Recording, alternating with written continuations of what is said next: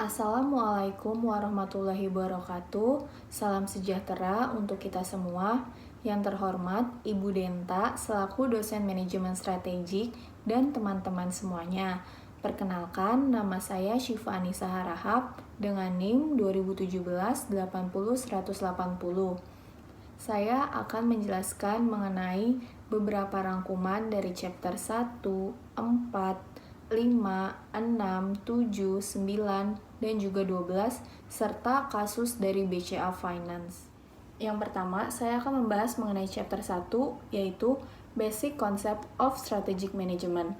Strategic Management adalah serangkaian keputusan dan aksi manajerial yang berpengaruh pada kinerja perusahaan di masa depan. Kemudian, chapter 4 akan membahas mengenai environmental scanning dan industri analisis. Environmental scanning adalah memantau atau menganalisis faktor eksternal yang berhubungan dalam perusahaan. Faktor eksternal tersebut antara lain ada natural environment, societal environment, dan juga task.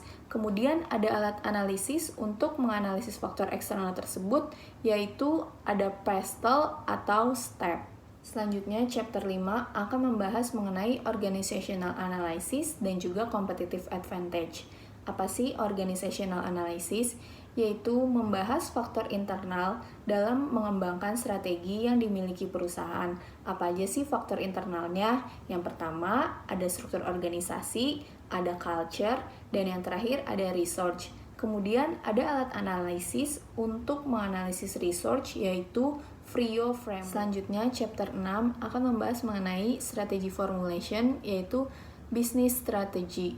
Dalam menyusun strategi formulation, perlu adanya analisa dalam perencanaan misi, tujuan, strategi, dan juga kebijakan perusahaan.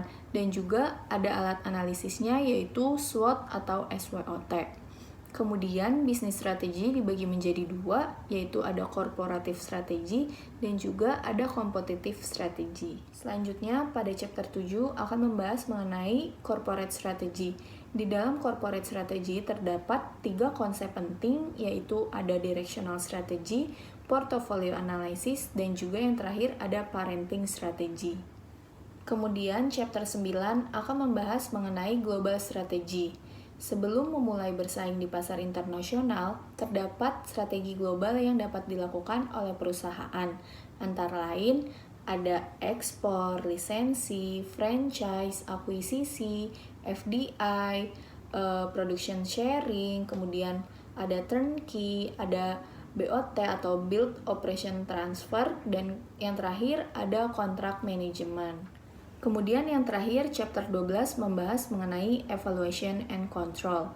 Terdapat berbagai cara untuk mengukur dan mengevaluasi kinerja yang ada di dalam perusahaan. Yang pertama itu mengendalikan hasil melalui input, behavior, dan juga output. Kemudian yang kedua ini ada pencatatan melalui activity based costing atau ABC. Dan yang terakhir ini mengelola resiko melalui enterprise risk management. Saya akan menjelaskan mengenai BCA Finance dari sisi keuangan dan juga strategi implementation. Dari sisi keuangan, terdapat biaya operasional mengalami peningkatan sebesar 17,66% dari tahun sebelumnya, dan kemudian pendapatan operasional juga meningkat sebesar 10,99% dari tahun sebelumnya, dan yang terakhir net income juga mengalami peningkatan sebesar 7,04% dari tahun sebelumnya. Kemudian dari strategi implementation, kelompok kami menganalisis dan menetapkan bahwa BCA Finance menggunakan 2 strategi, yaitu corporate strategy serta business strategy. Manfaat belajar manajemen strategik yang saya rasakan adalah yang pertama, meningkatkan kesadaran bahwa adanya faktor eksternal dan juga internal di perusahaan. Kemudian yang kedua, manajemen strategik dapat meningkatkan suatu pemikiran ke masa depan yang akan datang. Sekian penjelasan manajemen strategi dan kasus dari saya.